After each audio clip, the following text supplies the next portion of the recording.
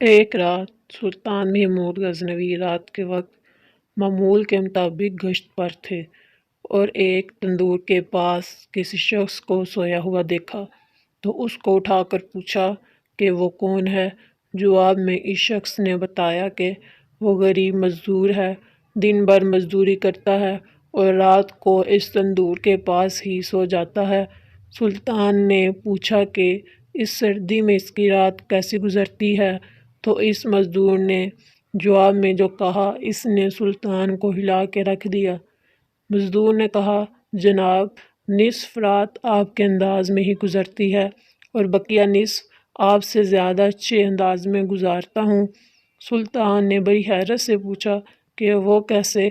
مزدور نے جواب دیا کہ جب تک تندور گرم رہتا ہے تو میں آپ کے جیسی نیند سے لطف اندوز ہوتا ہوں، اور جب تندور ٹھنڈا ہو جاتا ہے تو اٹھ کے اللہ کی عبادت شروع کر دیتا ہوں، جو آپ کے مقابلے میں وقت کا بہتر استعمال ہے۔